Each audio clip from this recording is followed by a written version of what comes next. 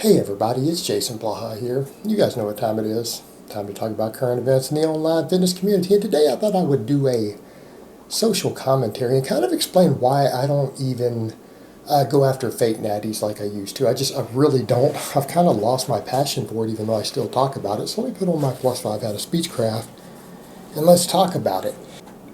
A lot of times we can deal with the people like the Michael Hearns and the Simeon Pandas because quite frankly, the only people who legitimately believe these guys are natural are like 15-year-olds, right? No one who's a grown adult who's been lifting weights for a couple of years even thinks that these guys are natural. They don't even really consider it a real possibility. It's ludicrous. You know that when someone gets online and says that they're basically a teenager, right? If they even defend it. But the fascinating thing is the defenders of fake natties. And the thing that baffles me is this contrast, this divide we see about people who have been in the iron game a very, very long time, who we've been around gear, everything else. We notice when guys go on gear long before most other people seem to. In other words, I'll give you a perfect example. David Lade came up in the comments, and I don't want people to think that I'm bashing David Lade. I don't dislike David Lade in any way. Right? I want to make that clear. I have no beef with this guy.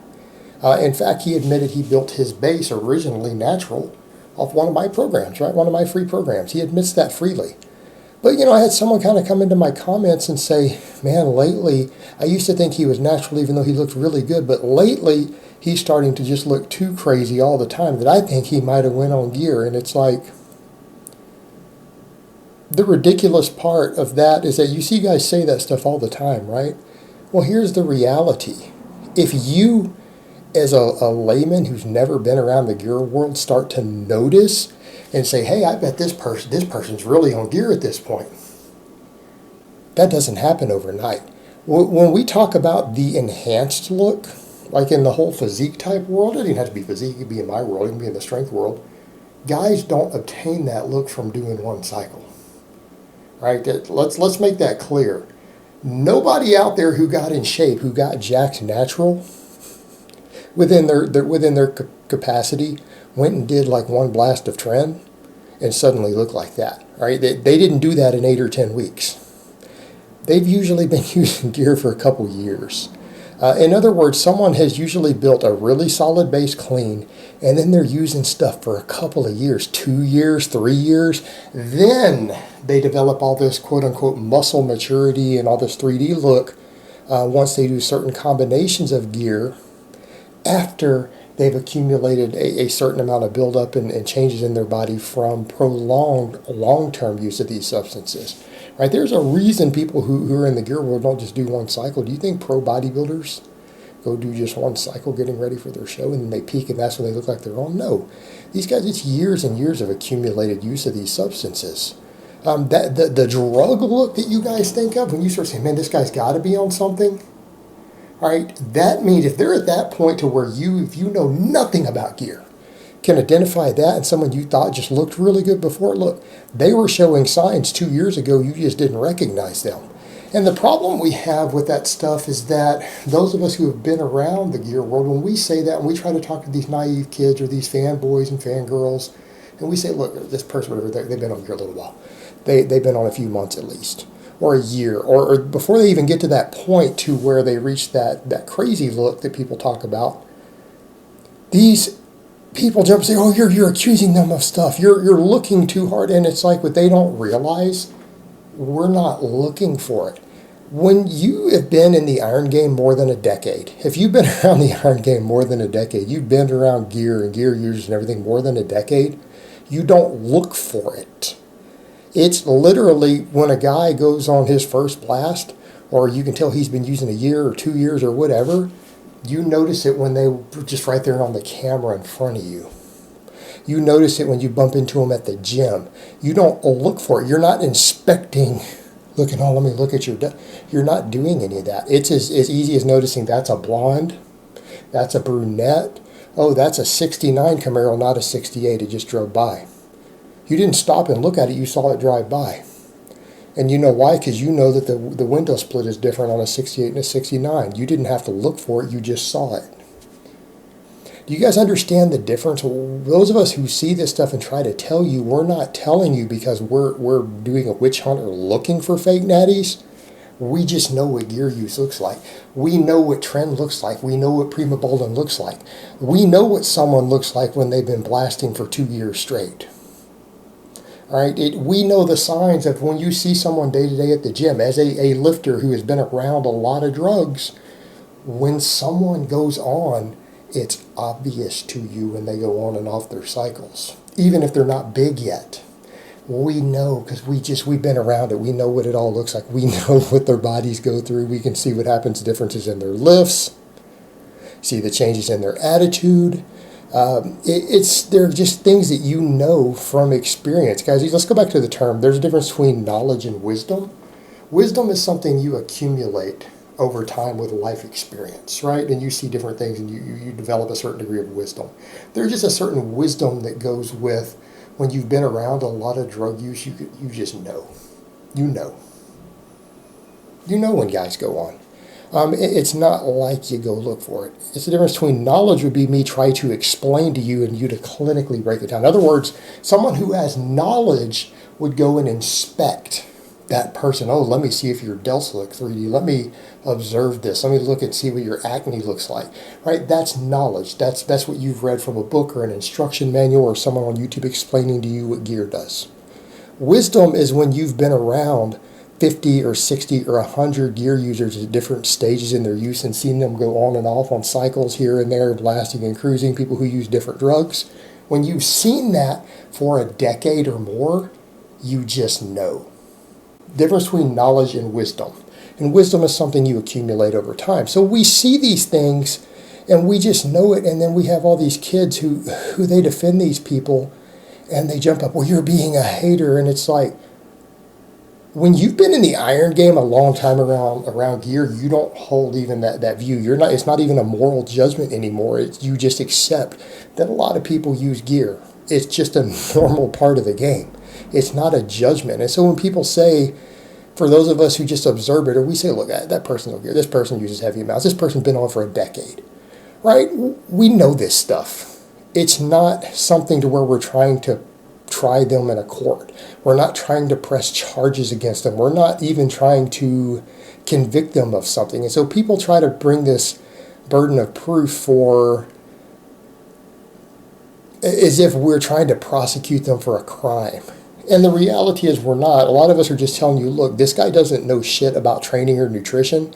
In fact, because of their drug use, maybe they can't even train correctly. Because that's what people need to remember. A lot of professional bodybuilders, due to the specific side effects of the way that they put the drugs into their body, due to site enhancement, due to different things that happen in their body from the stuff they use, they can't even always train correctly the way that you should be training. Sometimes they physically can't do it. Right? And so a lot of times we try to tell you, look, don't go buy stuff from this person based upon their natty status. Look, they're a paid shill for a sponsorship for a supplement, or they're pimping a product that doesn't work. These products don't work. That's not how they got where they are. They've been using trend for the last 3 years. Right? And we say that, and then the defenders want to jump up and say, you're being a hater. And it's just like, you just want to look at these dumbass kids and go, I'm not being a hater. I have 2 decades of experience around this world, and I'm just telling you flat out, this person isn't natural. And it's not a judgment. But if you're buying their products or you're doing their routine that they're selling you that they've done themselves or their meal plan, and they don't sell you their drug stack with it, you're being conned, because that's not how they got where they are. It might be a factor, but here's the thing. You don't know that what they're even selling you is what they did. That may not even be their routine. And if it is their routine and you're 3 steps below them, it's probably not the right routine for you, right? Because our routines are based upon our experience level, our weak points, our goals, where we are in our progression. They're never based upon, hey, this person over here has achieved this result. I need to do exactly what he did.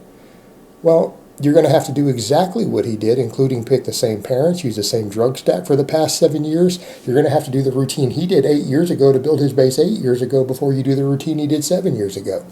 Do you see the point here, guys? You're not doing exactly what he did.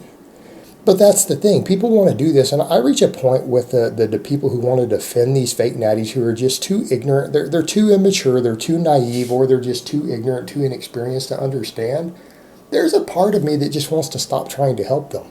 Part of me, because as I'm getting older, I just want to say, you know what? Let them lose $2,000, $3,000, $4,000, $5,000, right? Not a big deal, man. We've all lost $5,000. Now, a lot of you younger kids are like, what? Some of you 19-year-olds are going, what do you mean? Losing $5,000 is a big deal? No, it's not. $5,000, man. You're going to lose $5,000 on something stupid at some point in your life.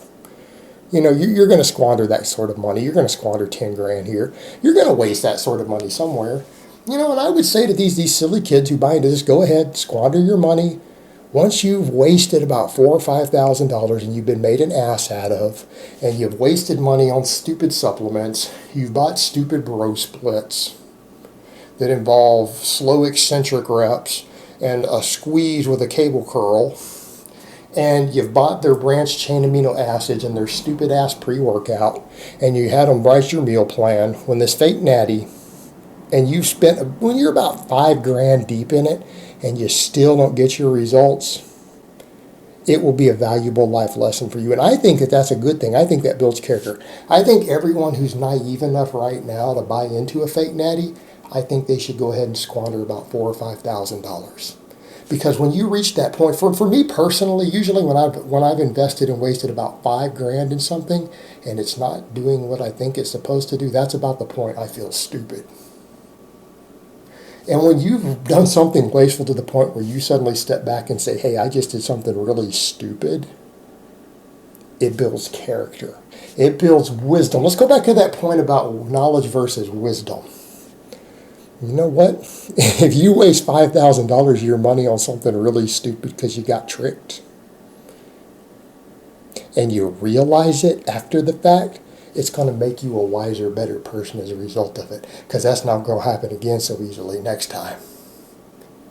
And so the next time after that, when someone says, hey, I got this great deal, and I'm full natural, look at me, I really know so much about training and knowledge and nutrition, and my tuna and celery meal plan got me here, you're going to be able to reach up and wipe your forehead and ask him, is it still there? And when he says, what's still there? The word stupid written on my fucking forehead.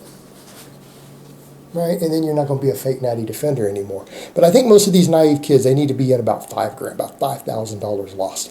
And at that point, they're going to realize that they were a dumbass kid and they should have listened to us. And then they're going to be wiser and they're going to turn into a more mature adult. Problem solved. All right, guys, but that's really all I have to say on that today. I hope it's been informative, and I will talk to you guys next time.